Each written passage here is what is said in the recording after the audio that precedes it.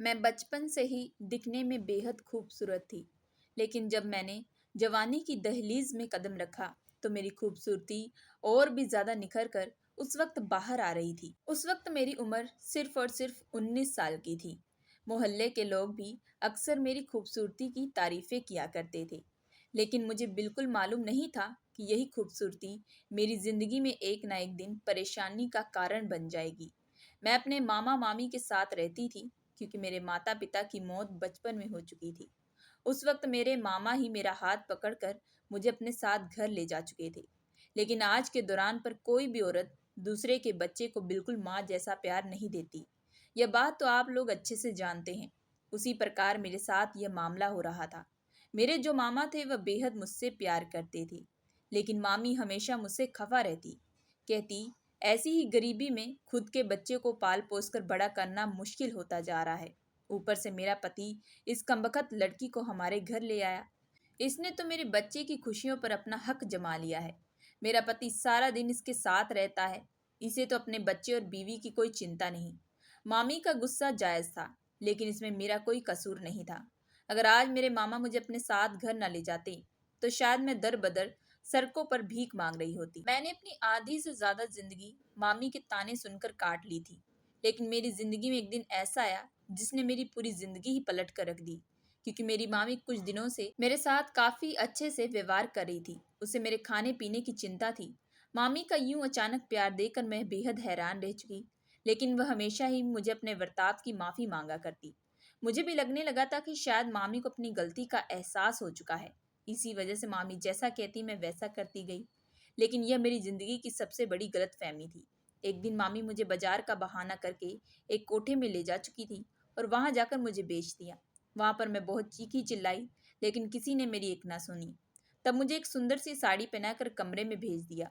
उसके बाद एक हट्टा कट्टा आदमी मेरे कमरे में आया। मैंने उसके सामने हाथ जोड़ दिए, कहा कि मुझे छोड़ दे। ये सुनते हुए खिलखिलाते हुए कहने लगा, अरे मैंने तुम्हारी कीमत अदा की है, अब मैं तुमसे वसूली करूंगा। तुम दिखने में बेहद सुंदर हो। देखो, तुम बिल्कुल भी डरो मत। मैं तुम्हें बिल्कुल भी दर्द नहीं होने दूंगा। लेकिन उस आदमी को मुझ पर बिल्कुल भी रहम ना आया। उसने तभी लाइट बंद करते ही मुझ पर अपनी हवस का निशाना बना लिया और लगातार सुबह के 5 बजे मेरे साथ। मेरा नाम अवनीत है। मैं बंगाल की रहने वाली हूँ। मेरी उम्र 5 साल की थी जब मेरे माता पिता इस दुनिया को छोड़कर जा चुके थे। मैं एक मिडिल क्लास फैमिली से बिलोंग करती थी। मेरे माता पिता ने लव मैरिज की थी। उन्हें घूमने फिरने का बहुत शौक था। वह लोग मुझसे बेइंतहा प्यार करते थे। मैं अपने माता पिता के साथ खुशी खुशी अपनी जिंदगी बिता रही थी। लेकिन मुझे नहीं मालूम था कि एक दिन मेरी जिंदगी में ऐसा आएगा जो मेरी जिंदगी को ही बदल कर रख देगा, जिसके बाद मेरी पूरी जिंदगी ही बदल जाएगी। उस वक्त मैं बहुत ही ज्यादा छोटी थी। मुझे दीन दुनिया की बिल्कुल भी कोई समझ नहीं थी। उस वक्त गर्मियों का मौसम भी चल रहा था। मुझे स्कूल से छुट्टी भी मिल चुकी थी और मैं अपने माता पिता के साथ बाहर घूमने भी जाने वाली थी। मैं बहुत ज़्यादा एक्साइट थी, लेकिन ज़्यादा गर्मी पड़ने की वजह से अचानक ही मेरी जो तबीयत थी वह बहुत ही ज़्यादा खराब हो चुकी थी। डॉक्टरों ने मेरा चेकअप किया। माता पिता ने पहले से ही जम्मू जाने के लिए टिकट वगैरह सब कुछ पहले से ही अरेंज करके रख लिया था। सबको यही लग रहा था कि कुछ दिनों के अंदर ही मैं जल्द ही ठीक हो जाऊंगी। लेकिन ज़्यादा गर्मी पड़ने की वजह से डॉक्टरों ने भी मेरे माता पिता को यही सलाह दी कि बच्चे को बाहर घुमाने के लिए लेकर ना जाया जाए। इसे ज़्यादा से ज़्यादा आराम की ज़रूरत है। माँ उस वक्त मुझे छोड़कर बिल्कुल भी कहीं नहीं जाना चाहती थी। लेकिन पिताजी तभी माँ को कहने लगे कि हमने तो होटल वगैरह और फ्लाइट वगैरह का खर्चा पहले से ही कर लिया था। अगर हम लोग वहां पर नहीं गए तो हमें बहुत ही बड़ा नुकसान होगा। दूसरी तरफ मुझे पता था कि मेरी माँ को घूमने फिरने का बहुत ही ज़्यादा शौक है। इसी वजह से मैंने माँ को भी कह दिया था कि माँ, आप मेरी चिंता बिल्कुल भी ना करें। आप दोनों घूमने के लिए चले जाएं। 5 साल की उम्र में मेरे मुंह से इस तरीके की बातें सुनकर मेरे माता पिता दोनों ही बेहद ही हैरान रह चुके थे। कहने लगे कि हमारी बेटी को देखो, कितनी हमारी चिंता है। अभी मैं इतनी छोटी हूँ और बड़ी बड़ी बातें कर रही हूँ। तभी मेरे पिताजी ने भी माँ को यही कहा कि क्यों ना वह अपने भाई को यहाँ पर कुछ दिन रहने के लिए छोड़ दे। हम लोग जल्द ही वापस आ जाएंगे, क्योंकि बाहर बहुत ही ज्यादा गर्मी है और अगर अवनीत को बाहर हम घुमाने के लिए लेकर गए तो उसकी तबीयत और भी ज्यादा बिगड़ सकती है। डॉक्टरों ने भी इसे ज्यादा से ज्यादा आराम करने के लिए कहा है। घर पर रहेगी तो इसकी तबीयत ठीक हो जाएगी। फिर मेरे और पिताजी के समझाने के काफी देर के बाद माँ ने भी इस बात पर हामी जताई। माँ ने भी जाने की अनुमति दे दी। फिर दूसरे ही दिन मेरे मामा मेरे पास आकर रहने लगे थे। माता पिता मुझे छोड़कर जम्मू जाने के लिए रवाना हो चुके थे। मेरा भी जम्मू जाने का काफी मन था, लेकिन तबीयत ठीक होने की वजह से मैं ना जा पाई। हम लोगों की एक हफ्ते की ट्रिप थी। दूसरी तरफ मेरे मामा जो थे वह मुझसे बेइंतहा प्यार करते थे। मामा का एक छोटा बेटा भी था जो मुझसे 1 साल का छोटा था। मामा उसे भी हमारे घर ले आए और हम दोनों भाई बहन एक दूसरे के साथ खेलने में लगे रहते थे। यूं ही करते करते वक्त भी बड़ी तेजी से बीत रहा था कि तभी एक हफ्ते के बाद मेरे माता पिता घर वापस आने वाले थे कि उस रात मैं बेसब्री से अपने माता पिता का इंतजार कर रही थी। मुझे उस वक्त नींद बिल्कुल भी नहीं आ रही थी कि तभी 1 घंटे के बाद हमारे घर के दरवाजे पर किसी की दस्तक हुई। मुझे लगा कि माता पिता वापस आ चुके हैं। इसी वजह से मैं जैसे ही दौड़ती हुई दरवाजे पर गई और दरवाजे को जाकर खोला तो सामने पुलिस की वर्दी में बहुत सारे आदमी खड़े थे। मेरे मामा उन लोगों को देखकर आगे बढ़े और उनसे बात करने लगे। तभी उन बातों के दौरान हमें यह बताया गया कि एक हादसे में एक हस्बैंड वाइफ की मौत हो चुकी है और क्या यह उन्हीं का घर है। इस खबर को सुनते ही उस वक्त मैं बेहद टूट चुकी थी। मेरे सर पर आसमान टूट पड़ा था। उस वक्त तो मैं एक छोटी सी बच्ची थी। अपने माता पिता को खो देने का जो गम था वह मुझसे बेहतर कोई भी नहीं समझ सकता था। मैं अनाथ हो चुकी थी। मैंने कई दिनों तक खाना पीना छोड़ दिया था। मैं किसी से बिल्कुल भी बात नहीं करती थी। उस वक्त मेरी जो तबीयत थी वह और भी ज्यादा खराब होती जा रही थी। लेकिन उस दौरान मेरे मामा ने ही बिल्कुल भी मेरा साथ नहीं छोड़ा था। लेकिन अब मामा को भी अपने घर जाना था। उनका भी कामकाज था। इसी वजह से वह मुझे अकेला छोड़कर नहीं जा सकते थे। और तभी एक दिन उन्होंने एक फैसला किया। वह मेरा हाथ पकड़कर मुझे हमेशा हमेशा के लिए अपने साथ अपने घर ले जा चुके थे। हालांकि इस बारे में उन्होंने मामी से कोई भी बात नहीं की थी। जब मामी ने मुझे घर आते देखा तो वह बेहद ही गुस्से से भड़क पड़ी थी। वह मामा पर खूब चिल्लाने लगी। कहने लगी कि खुद के घर में 2 वक्त की रोटी अच्छे से तो खाने को नहीं मिलती, ऊपर से तुम इस लड़की को उठाकर ले आए हो। तुम्हें नहीं मालूम कि तुम्हारा भी एक बेटा है। हम अभी उसका खर्चा नहीं उठा सकते तो इस लड़की का कैसे उठाएंगे। मैं बस उस वक्त चुपचाप अपने मामा का हाथ पकड़कर घर के माहौल को देख रही थी। घर का माहौल काफी बिगड़ चुका था। तभी मामा मामी को चुप कराने लगे। कहने लगे कि बच्ची समझ जाएगी, कम से कम इसके सामने तो कुछ मत कहो। तभी उन्होंने अपने बेटे को आवाज दी और अपने बेटे के साथ मुझे कमरे में भेज दिया। उसके बाद उन दोनों की क्या बात हुई मुझे कुछ भी मालूम नहीं। लेकिन उसके बाद मुझे यह तो जरूर समझ में आ चुका था कि मेरी मामी मुझे बिल्कुल भी पसंद नहीं करती। शायद मैं उन पर बोझ थी। सच में मामी के घर पर मुझे खाने को कुछ भी अच्छा नहीं मिलता था, क्योंकि जो भी मामा लेकर आते मामी वह मुझसे छीन लेती। मुझे वह बिल्कुल भी नहीं देती। हमेशा बचा कुचा खाना देती। हमेशा कोसती रहती, डांटती रहती। जितना हो सके मुझसे घर का कामकाज भी करवाया करती थी। इसी तरीके से वक्त बड़ी तेजी से बीत रहा था और अब मेरी उम्र भी बढ़ने लगी थी। अब मुझे मामी के ताने सुनने की आदत भी लग चुकी थी। मैंने तो आज तक कभी भी मामा को मामी की हकीकत के बारे में बिल्कुल भी कुछ नहीं बताया था। मामी हमेशा मामा के सामने बहुत ही ज्यादा अच्छा बिहेव किया करती थी। मैं भी उन दोनों के बीच में बिल्कुल भी कोई दरार नहीं खड़ी करना चाहती थी। लेकिन अब मैं जैसे जैसे बड़ी होती गई मेरी सुंदरता और भी ज्यादा निखरती जा रही थी कि फिर एक दिन ऐसा आया कि मेरी मामी का मेरे प्रति जो व्यवहार था वह काफी बदल चुका था। वह मुझसे कई दिनों से अच्छे से बात करने लगी। यह देखकर मैं बेहद हैरान रह चुकी थी। लेकिन तभी एक दिन मामी कहने लगी कि बेटी मुझे माफ कर दो। मैंने इतने सालों से तुम्हारे साथ बहुत ही ज्यादा कठोर व्यवहार किया है। मुझे अपनी गलती का एहसास हो चुका है। मुझे भी लगने लगा था कि शायद मामी अब सुधर चुकी है। लेकिन यह सबसे बड़ी मेरी ही गलतफहमी थी, क्योंकि मामी के दिल और दिमाग में कुछ और ही चल रहा था जिससे मैं अनजान थी। अब मेरी मामी को मेरी बहुत ही ज्यादा चिंता सताने लगी।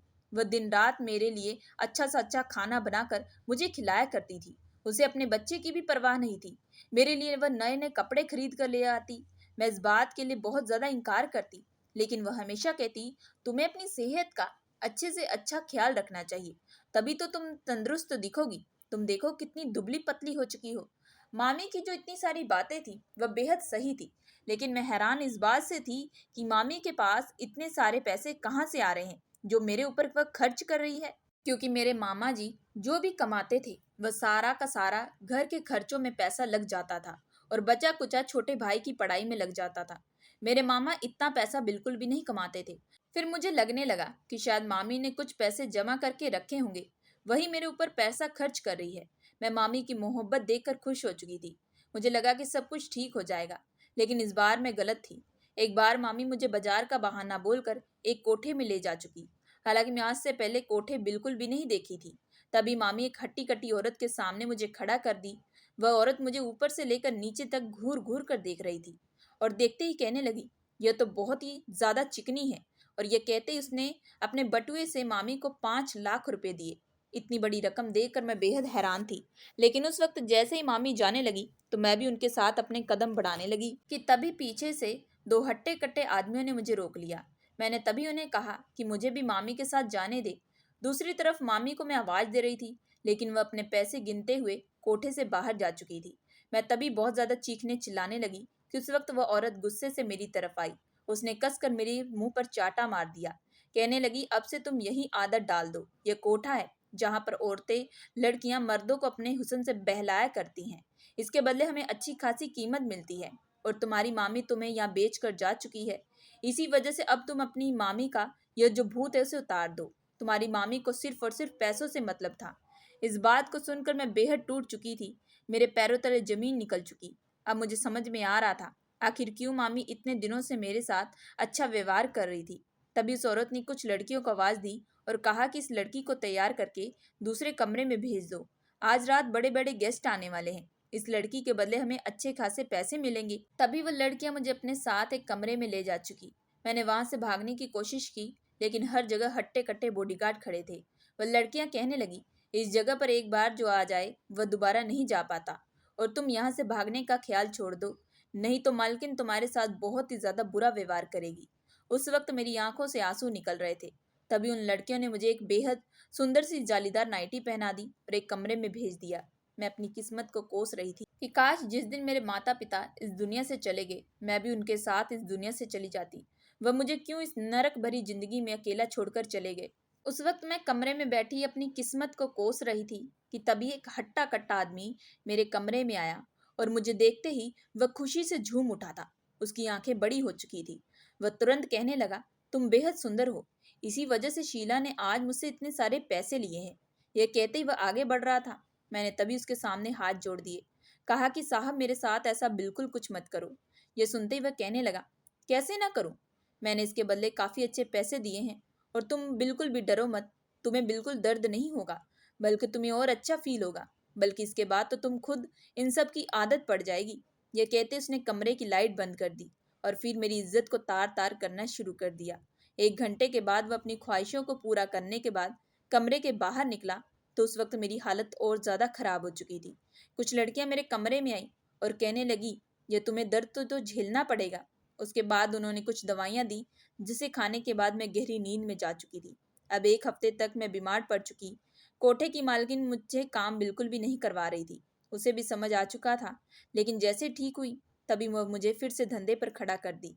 इस बार भी मैंने लोगों के सामने हाथ जोड़े, लेकिन किसी ने एक ना सुनी।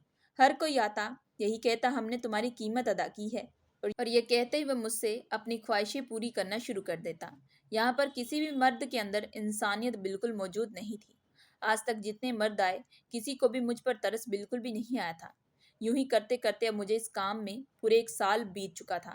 अब मैं पूरे तरीके से बदल चुकी थी। लोग जैसा कहते मैं वैसा ही उनके साथ ट्रीट किया करती। मैं पूरे तरीके से इस काम में ढल चुकी थी। मेरा अब यहाँ पर नाम शबनम रखा गया था। मेरी बोलचाल, काम करने का ढंग सब कुछ बदल चुका था। मैं वह पहले वाली अवनीत बिल्कुल नहीं रही थी, क्योंकि किस्मत ने ही मुझे ऐसा बना कर रख दिया था। मैं भी इसी तरीके से अपनी जिंदगी काट रही थी। अब मैं यहाँ से निकलने के ख्वाब थे वह खत्म कर चुकी थी। अगर मैं यहाँ से निकल भी जाती तो कहाँ जाती, कौन मुझे सहारा देता। अगर किसी को मेरी हकीकत मालूम हो जाए तो लोग मुझसे खुद दूरी बनाकर रहने लगेंगे और उल्टा मुझे गलत निगाहों से देखेंगे।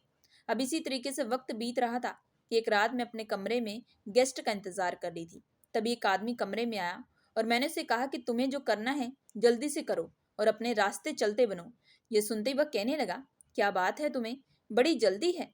मैंने कहा कि बकवास बंद करो, तुमने तो मेरी कीमत अदा की है, यही तो करने आए हो। मेरी बात का जवाब सुनकर कहने लगा, अच्छा तुम हमेशा ऐसे बात करती हो या मेरे साथ ही कर रही हो?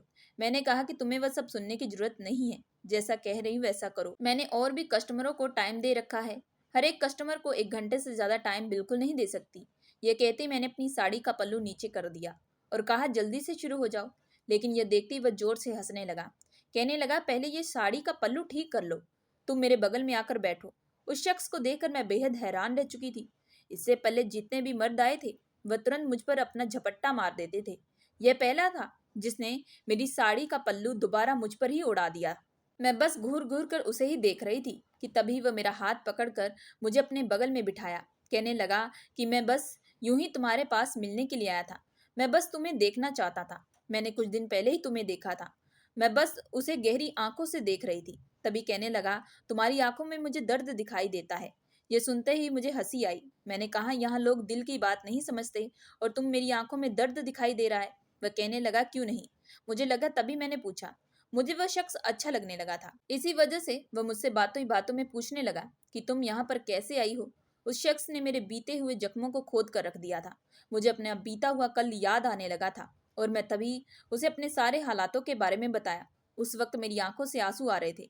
मैंने कहा कि मेरी मामी ने ही मुझे यहाँ पर लाकर बेच दिया और उसके बाद मैं कभी यहाँ से निकल भी ना पाई। यहाँ पर जितनी भी लड़कियां हैं, कोई अपना पेट भरने के लिए काम करती है तो कोई मजबूरी में, तो कोई मेरी ही तरह उन्हें उनके परिवार वाले यहाँ बेच कर चले जाते हैं। कोई भी लड़की खुशी से यह काम बिल्कुल भी नहीं करती। मेरी पूरी कहानी सुनने के बाद वह मेरे साथ बातें कर रहा था। उसने मुझे बिल्कुल भी नहीं छुआ था। मैं यह देखकर बेहद हैरान थी। अब वह हमेशा ही मेरे पास आता और बातें करके चला जाता। मुझे बिल्कुल भी समझ नहीं आ रहा था कि आखिर इतने सारे वह पैसे क्यों दे रहा है जब वह वसूल ही नहीं करता मुझसे। यहाँ पर जितने भी मर्द आते हैं वह पैसा देने के बाद मुझसे जरूर वसूली करते हैं। वह कोई भी मुझे छोड़कर नहीं जाता। लेकिन यह अकेला शख्स था जो बेहद ही अलग था। धीरे धीरे मुझे भी उस शख्स से बेहद प्यार होने लगा। उसके अंदर कहीं ना कहीं मुझे एक इंसानियत नजर आती थी। मैं इतनी खूबसूरत थी कि कोई भी मुझे देखकर उसकी नीयत फिसल सकती थी। एक दिन वह शख्स मेरे पास आया। मुझे उस वक्त बिल्कुल भी रहा नहीं गया। मैं जैसे उसके नजदीक जाने लगी तभी वह तुरंत पीछे हट गया और इस वक्त मैंने उसे कहा कि तुम यहाँ पर आखिर करने क्या आते हो? तुम रोज पैसे देते हो लेकिन कभी भी मुझे छूते नहीं। ये सुनते ही वह मायूस हो चुका था। तभी कुछ देर बाद कहने लगा, क्या तुम यहाँ से बाहर निकलना चाहती हो? ये सुनकर मेरी आंखें बड़ी हो चुकी थी। मैंने कहा कि अगर मैं चली भी जाऊं तो आखिर जाऊंगी कहाँ? मुझे अपनाएगा कौन? ये सुनते ही वह कहने लगा कि मैं तुमसे शादी करना चाहता हूँ। अब तुम बताओ कि आखिर तुम क्या करना चाहती हो? मैंने कहा कि मैं भी तुमसे धीरे धीरे प्यार करने लगी हूँ और मैं भी तुम्हारे साथ जिंदगी बिताना चाहती हूँ। लेकिन यहाँ से निकलना बहुत ही ज्यादा मुश्किल है। हमारी जान का खतरा भी हो सकता है। यह बात सुनते ही वह हंसते हुए कहने लगा कि तुम्हें इन सब की चिंता करने की बिल्कुल कोई जरूरत नहीं है। सब कुछ मुझ पर छोड़ दो। और यह कहकर वहां से जा चुका था। अब मैं रोज उसका इंतजार करती, लेकिन अब वह मुझसे मिलने के लिए बिल्कुल भी नहीं आता था। यूं ही करते करते अब 2 हफ्ते बीत चुके थे कि एक दिन अचानक कोठे पर बहुत ही ज्यादा हल्ला मचने लगा कि पुलिस ने यहाँ पर छापा मार दिया है, जल्दी से यहाँ से भागो। सब लोग इधर उधर भाग रहे थे। लेकिन जैसे ही मैं नीचे से उतर कर जा रही थी तो वहां पर मैंने उस शख्स को देखा। लेकिन उस वक्त मैं उसे देखकर बेहद हैरान रह चुकी थी क्योंकि वह एक पुलिस की वर्दी में खड़ा था। कहने लगा कि यहाँ पर लड़कियों को जबरदस्ती लाया जाता है और उनसे मजबूरी में काम भी करवाया जा रहा है, जो कि बहुत ही ज्यादा गलत है। उस शख्स के साथ बहुत ही सारी पुलिस भी खड़ी थी। जब उसने मुझे आता देखा तभी उसने मेरा हाथ कसकर पकड़ लिया। कहने लगा कि तुम्हें यहाँ से जाने की जरूरत नहीं है, तुम मेरे साथ यहीं पर रहो। सारा मामला खत्म होने के बाद वह मुझे अपने साथ एक मंदिर में ले जा चुका और वहां जाकर बड़ी ही सादगी के साथ हम दोनों ने शादी की। सुहागरात की रात मेरे मन में कई सारे सवाल चल रहे थे। जैसे ही मेरे पति कमरे में आए तो मैं उनसे पूछने लगी कि आखिर आपने मुझसे शादी क्यों की, क्योंकि आपको तो कोई भी अच्छी लड़की मिल सकती है। तभी वह कहने लगे, मुझे तुम पसंद आ चुकी थी और इससे पहले मुझे एक लड़की से बेइंतहा प्यार था, लेकिन वह लड़की मुझे धोखा देकर जा चुकी थी। उसके बाद मुझे आज तक किसी भी लड़की से प्यार नहीं हुआ। तुम्हें जब देखा तो मैं तुम पर अपना दिल हार बैठा। मैं उस कोठे पर लड़कियों की सच्चाई जानने के लिए गया था क्योंकि मुझे जानने को मिला था कि यहाँ पर लड़कियों के साथ जबरदस्ती काम करवाया जाता है। मैं सारी सच्चाई अपनी आंखों से देखना चाहता था और मुझे सबूत इकट्ठा करने में टाइम लग रहा था। और जब मुझे मौका मिला तब आकर छापा मार दिया। तभी मैंने उस शख्स से पूछा, मैंने तो आपसे शादी भी कर ली लेकिन अभी तक आपने अपना नाम मुझे बिल्कुल नहीं बताया। यह बात सुनते मेरे पति हंसते हुए कहने लगे कि मेरा नाम दीपक है। उसके बाद उन्होंने खुशी खुशी मुझे अपने गले लगा लिया। सुहागरात की रात मेरे पति ने खूब जमकर मुझ पर प्यार लुटाया था। हालांकि अब मैं इस रिश्ते में बेहद खुश हूँ। अब मैं खुशी खुशी अपने पति के साथ अपनी जिंदगी बिता रही हूँ। सो दोस्तों, मैं आशा करती हूँ कि आप लोगों को ये कहानी पसंद आई होगी। अगर आप लोगों को ये कहानी पसंद आई है सो प्लीज़ हमारे चैनल को लाइक और सब्सक्राइब जरूर करिएगा।